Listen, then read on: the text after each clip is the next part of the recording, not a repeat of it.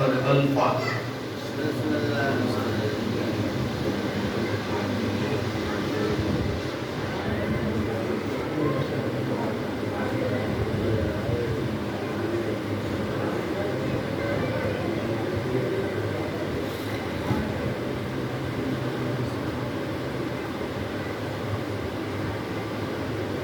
ماشاء اللہ اعوذ باللہ السمیع العلیم من الشیطان الرجیم بسم اللہ الرحمن الرحیم الحمد للہ رب العالمین والعاقبۃ للمتقین والنار للعاصین والجنۃ للمؤمنین ثم الصلاة والسلام علی الرسول الأمی المکی المدنی القرشی العظمی الحاشمی مولانا الثقلین محمود رب المشرقین والمغربین جد الحسن والحسین بالقاسم محمد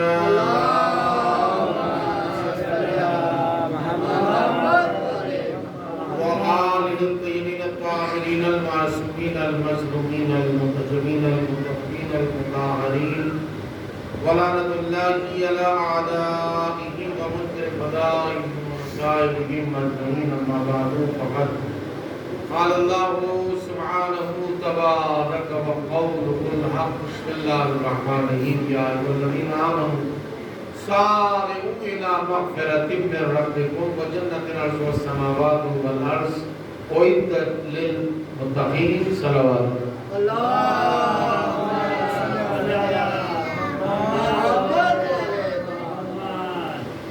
مومنین کرام، آیت مذکور کے ذہن میں مرحوم نور الحسن صاحب کوئی سال ثواب کے عنوان پر چند لمحات گزارشات سے پہلے التماس ہے، گزارش ہے، ریکویسٹ ہے کہ ایک مرتبہ سورہ الحمد اور 3 مرتبہ سورہ اخلاص یعنی قل هو اللہ کی تلاوت فرما کر مرحوم و مغفور سید نور جناب نور الحسن صاحب اپنے مولانا سید معشوق حسین صاحب اور ان سے علاوہ یقین مرحومین جتنے بھی ہیں اور کل مرحومین مومنات کے ارواح کو ہدیہ عیسیٰ صاحب فرمائے سورۃ المبارکۃ الفاتحہ۔ اللہم صلی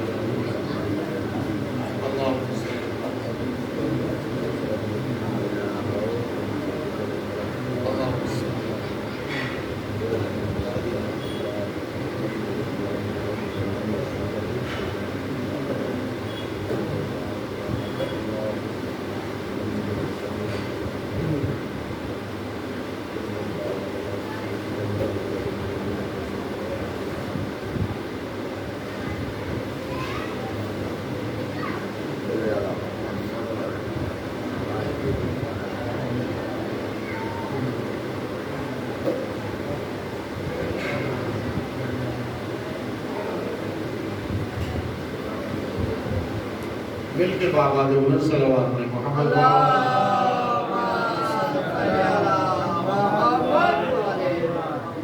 مومنین جس بزرگ کی مجلس ہے اس کا سلسلہ بھی بہت پاک اور مقدس اور مقدس سلسلہ ہے، تو اسی اعتبار سے چند لمحے فضائل رمضان اور اہمیت، کس چیز کی اہمیت، روزے کی اہمیت اور ایصال ثواب کے لمحات کہ ایصال ثواب ہے کیا، فضائل رمضان ہے کیا اور اس کی اہمیت کیا ہے۔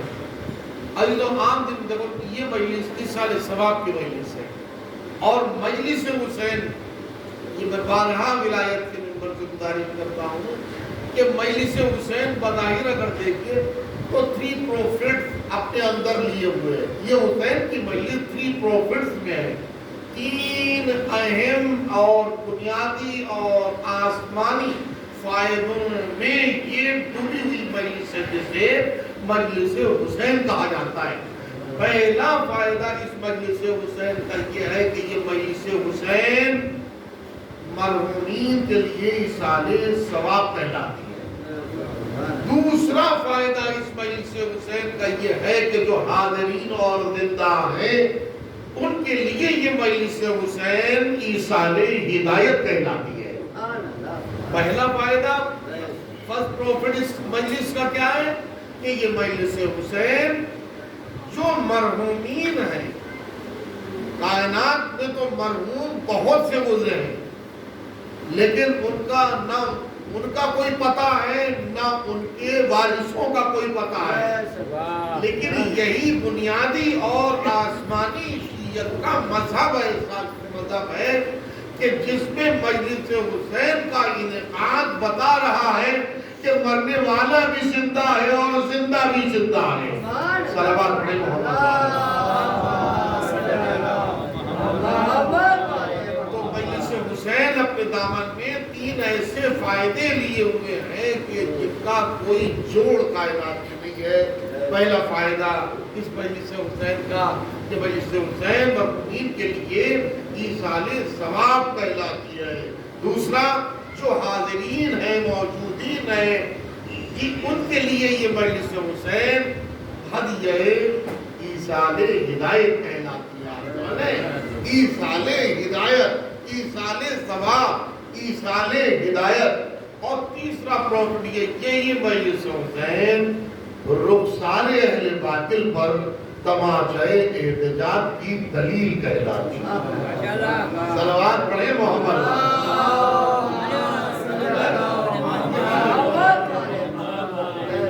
آج یہ مجلس حسین کوئی اپنا سمجھے بہت عظمت والی ہے، نورانی اور پوتر عبادت والی مجلس ہے کہ جس میں شریک بھی شریک ہوتا ہے اور نہ شریک بھی۔ اللہ نے خود اپنے شریک ہونے کا اعلان قرآن میں کیا۔ آپ کسی کو پڑھنے میں قرآن سمجھ میں نہ آئے، وہ اس کا مقدر، اس کی قسمت ہے۔ آپ سمجھ رہے ہیں بابا، یہی تو اپنا اپنا نصیب ہے کہ کوئی قرآن پڑھ کے نورانیت قرآن سے لیتا ہے، تو کوئی قرآن پڑھ کے اپنی نورانیت قرآن کی تلاوت سے کھو دیتا ہے۔ یہ ایسا ہوتا کیوں ہے؟ یہ ایسا ہوتا اس لیے ہے کہ جو علی کو مان کے بقول پیغمبر، جو علی کو دل میں بسا کے قرآن کی تلاوت کرتا، اگر نابینا بھی ہوتا ہے بینا ہو جاتا ہے، اور علی کو کھو کے قرآن کی تلاوت کرتا ہے، اگر بینا بھی ہوتا ہے تو نابینا ہوتا ہے۔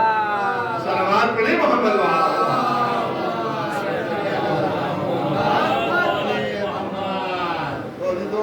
یہ ایصال ثواب کا لمحہ یقیناً بہت اہمیت کا حامل ہے۔ یہ 11 مہینوں کا ایصال ثواب الگ نوعیت رکھتا ہے، 11 مہینوں کا ایصال ثواب الگ نوعیت رکھتا ہے، جی الگ ثواب رکھتا ہے۔ میں ایک حدیث آپ کی خدمت میں گزارش کروں گا جس سے بہت تشفی اور آپ کو تسلی کا احساس ہوگا۔ یہ عام طور سے آپ دیکھتے ہیں نا، روزہ دار کی اہمیت افطار کے موقع پر حدیثوں میں ہے کہ افطار کے موقع پر اگر ایک مرتبہ انا انزلنا صائم، جو روزہ رکھنے والا ہے وہ پڑھ لیتا ہے تو آسوری جو بھی دعا وہ مانگتا ہے اللہ اس کی دعا کو رد نہیں کرتا۔ کیوں؟ اس لیے کہ اس افطار کے موقع پہ وہ اللہ سے زیادہ قریب ہوتا ہے اور اللہ اس سے زیادہ۔ کیوں؟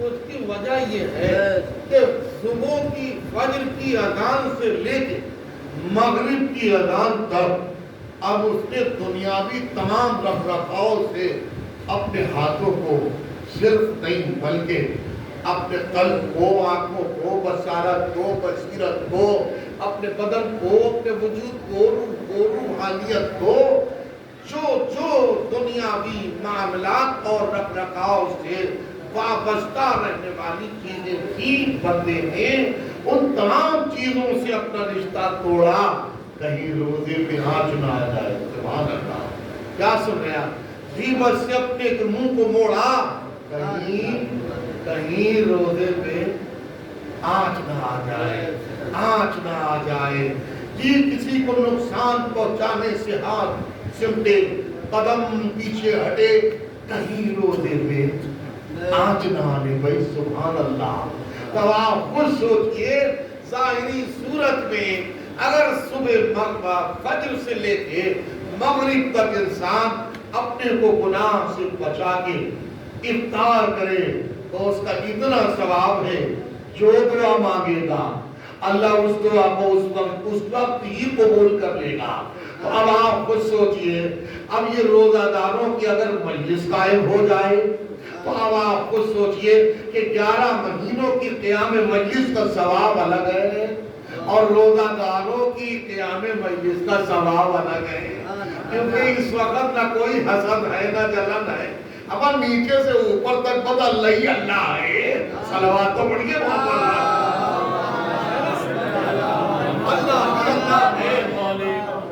آپ سمجھ رہے ہیں؟ کوئی بھی ذہن میں کوئی ایسا اجنبی، کوئی ایسا دوجا دنیاوی خیال ہی نہیں گزرتا کہ جس کی وجہ سے کسی کے لیے ضرر قرار پائیں۔ تو اب اس مجلس کا کوئی جواب نہیں ہے تو بہت مختصر سا لمحہ، مگر افادیت سے خالی نہیں ہے۔ یہی سبب ہے کہ افطار کا وقت جب قریب آیا تو بہت سے اصحاب تھے اور ان اصحاب میں جب سرکار نے ایک ایک کو دینا شروع کیا، اے فلاں صحابی تم لے لو، اے فلاں صحابی تم لے لو، یہ تمہارا افطار ہے، یہ تمہارا افطار ہے، یہ تمہارا افطار ہے۔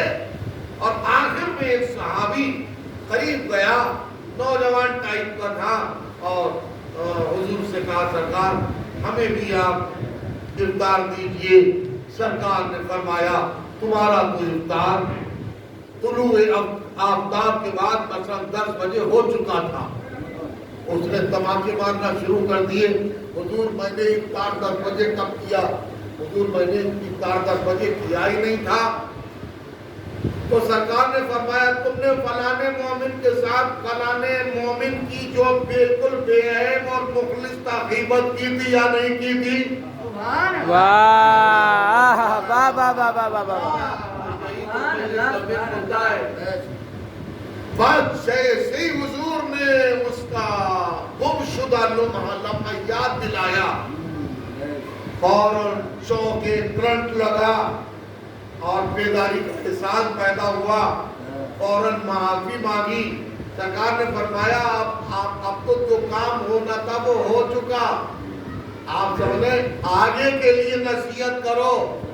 کیوں؟ اس لیے کہ حدیثوں میں ہے کہ روزہ دار جب کسی بے عیب یا نیک مومن کی غیبت کرتا ہے تو وہ ایسے ہے جیسے اس نے اپنے سگے بھائی کا کچا گوشت کھایا ہو۔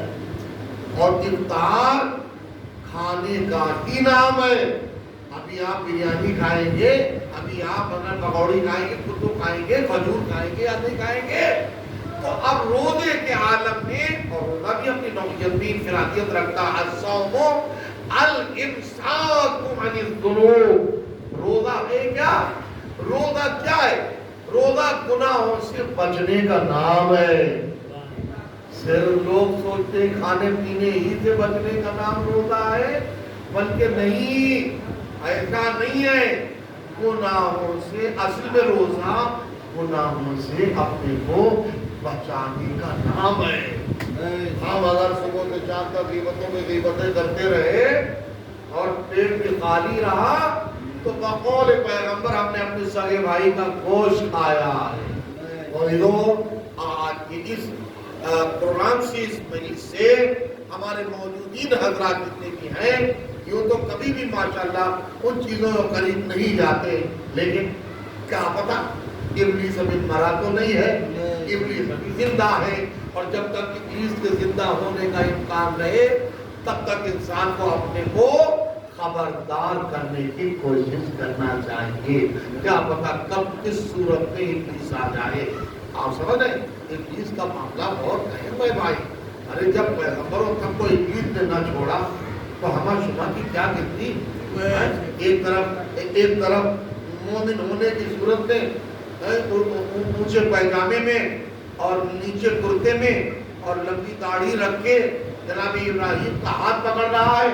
کیا کر رہے ہیں آپ؟ ایک ہی تو بچہ ہے اور آپ کو محبت نہیں آتی، بہت زیادہ بھوت سوار ہو رہا ہے ذبح کرنے کا، اور جب جناب ابراہیم نے پہچان لیا تو کہا مردو تم بہت تیری باتیں نہ جاؤ بھاگ جاؤ، یہ اللہ کا حکم ہے، اللہ کے حکم پہ میں عمل کر رہا ہوں۔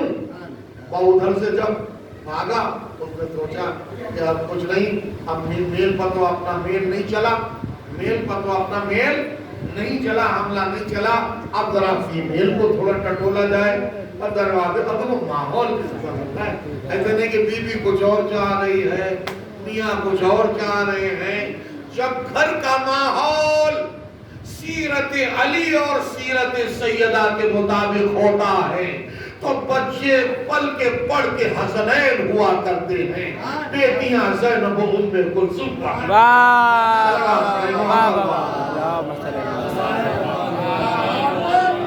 ماحول ایسا ہی ہونا چاہیے کہ میل میں ہو تو سیرت علی کا مظاہرہ ہو اور فیمیل میں ہو تو سیرت سیدہ کا مظاہرہ ہونا چاہیے۔ عزیزان گرامی دھیرے دھیرے وقت ضرور آ رہا ہے، میرا خیال ہے سات تک معاملہ ہو جائے گا، 7 بات یاد آ ہے نا، 7 تک معاملہ ہو جائے گا انشاءاللہ۔ آپ گھبرائیے نہیں، کام کر رہا ہوں میں جی۔ تو عزیزو دوستو، ہمارے گھروں کا ماحول سیرت سیدہ اور سیرت علی کے مطابق ہونا چاہیے۔ دروازے پر پہنچا، دخل واقعہ پورا بنٹھن کے مولوی بن کے گیا تھا، مومن میں داڑھی میں بھی کوئی کمی نہ آئے اور کرتے کے آستین میں بھی اور اس میں خط و خال میں۔ آواز سوچئے کہ آپ غور کیجئے کہ جو نظر خلیل اللہ کی ہے وہی نظر حضرت حاجرہ کی ہے، جو نظر خلیل اللہ کی ہے وہی نظر حضرت حاجرہ کی ہے۔ جیسے ہی انہوں نے مردود کہا، جب قبض شمشیر پر یا چھری پہ ہاتھ رکھا قبضے پر، تو انہوں نے مردود دور ہو جا۔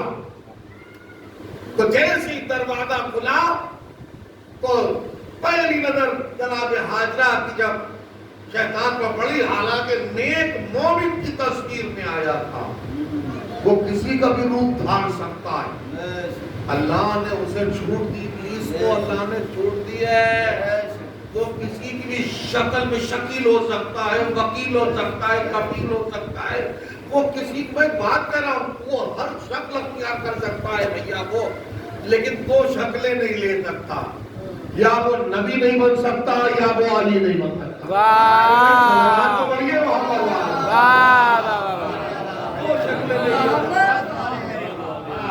آپ سمجھ رہے ہیں نا؟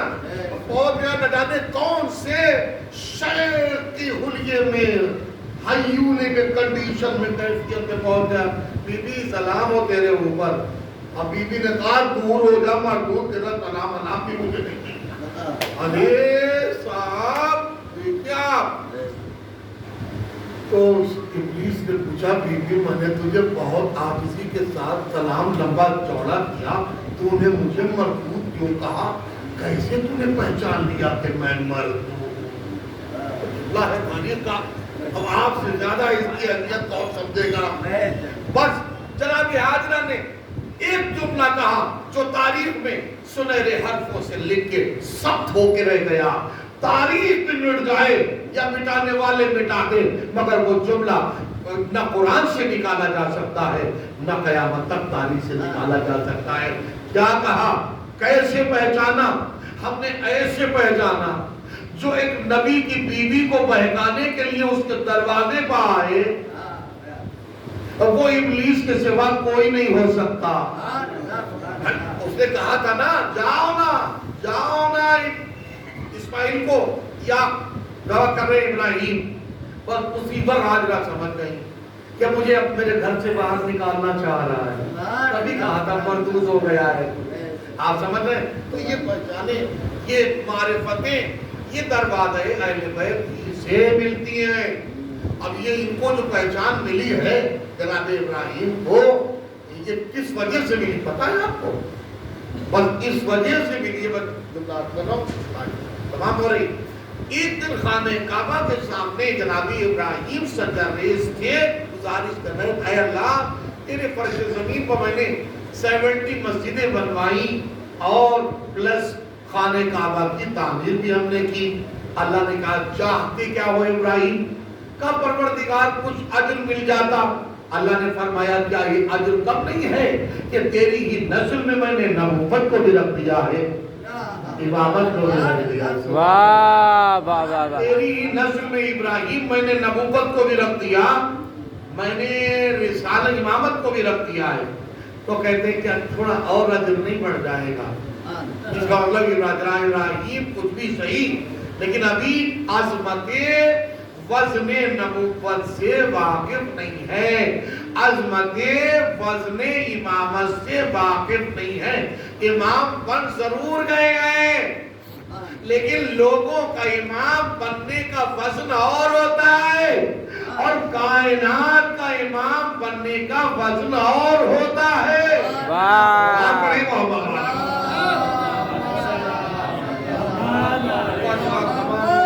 آپ سمجھتے ہیں نا؟ عجیب غور کرنے کا مقام ہے، فکر کی منزل ہے۔ جیسے ان کا کیا تھوڑا اجر بڑھ نہیں سکتا؟ تو اللہ نے آواز دی ابراہیم تم اجر کی تو ایسے باتیں کر رہے ہو جیسے تم نے علی کے شیعوں کو کھانا کھلایا ہو یا علی کے شیعوں کو لباس پہنایا ہو۔ خلیل اللہ امام چکر میں پڑ گیا، اللہ میری 70 مسجدوں کو بننے کا معاملہ اور ایک کعبے کی تعمیر کا معاملہ شیعوں کے کھلانے کے برابر بھی نہیں۔ وہ جیسے ہی انہوں نے شیعہ کا احساس کیا تو اب علی کا احساس ہوا کہ جب شیعہ ایسے ہیں تو علی کہتا اور کہتے اے اللہ عرفنی علی۔ اللہ نے کہا کیا دیکھنا بھی چاہتے ہو یا صرف معرفت چاہتے ہو؟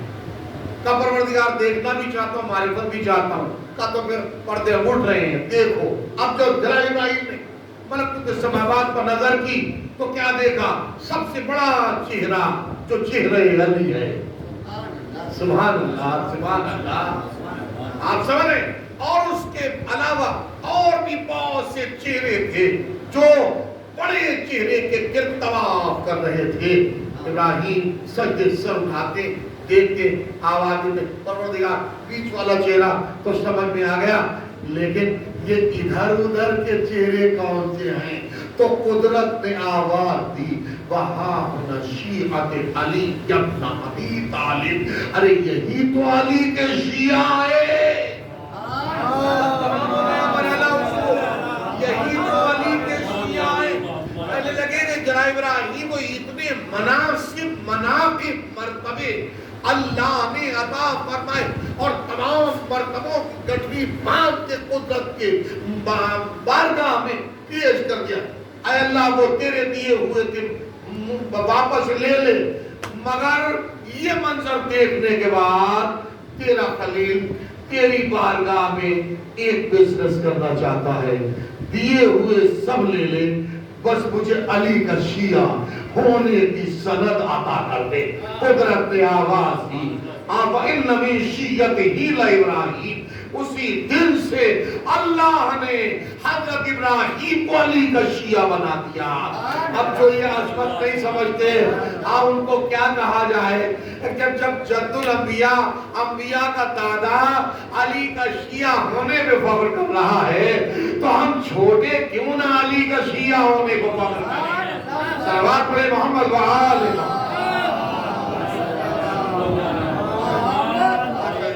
اللہ قیامت کو، خدمت کو، حاضری کو، پانی میں مجلس کو صحت و سلامتی عطا فرمائے، مغفرت فرمائے۔ عزیزو یقیناً جب وہ لمحہ ہوتا ہے بہت ہی جاندار لمحہ ہوتا ہے، کسی بیٹے کے نظروں کے سامنے سے باپ گزر جائے، جبکہ باپ ایک پیڑ کی طرح ہوتا ہے، جبکہ باپ ایک سائے کی طرح ہوتا ہے، جبکہ باپ ایک چھت کی طرح ہوتا ہے، اور اگر چھت سر کے اوپر سے ہٹ جائے تو دھوپ کا احساس ہونے لگے گا نہیں ہونے لگے گا۔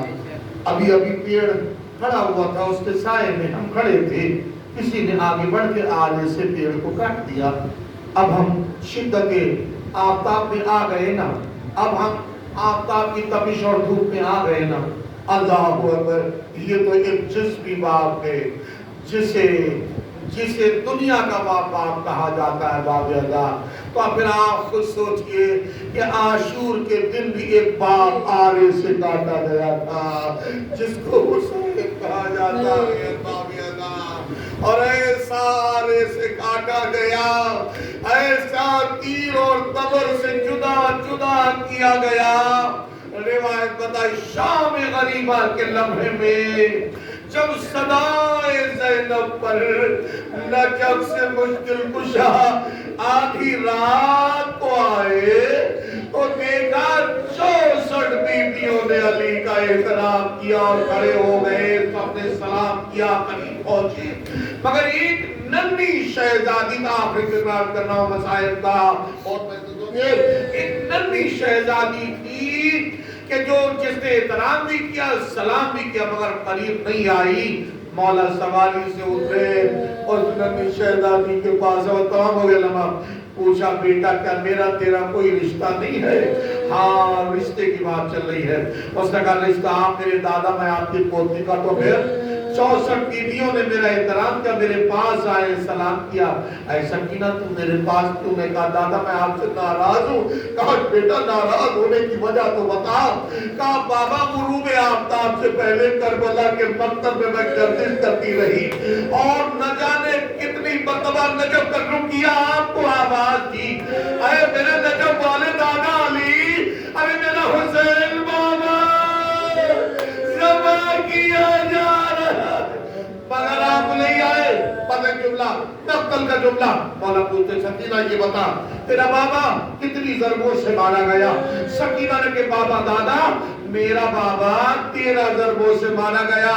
اور روایت کی لفظ مولا نے اپنے گلے کو کھولا اور کھول کے کہا سکینہ دل چھوٹا نہ کر, یہ وہ 12 ضربے اپنے دادا کے گلے پہ گن لے. اب تو سکینہ نے 12 ضربے گنی, 13 ضربے گنی, بے ہوش ہو گئی. آواز دی دادا جب آئے نہیں تو نشان کیسے نہیں بیٹی؟ تیری ایک آواز میں ہم بھی آئے تھے, تیری دادی بھی آئی تھی, ہمارے بھی نشان, تیری دادی کے بھی نشان. مشیت پروردگار حسین کربلا میں شہید. آخر میں گزارش ہے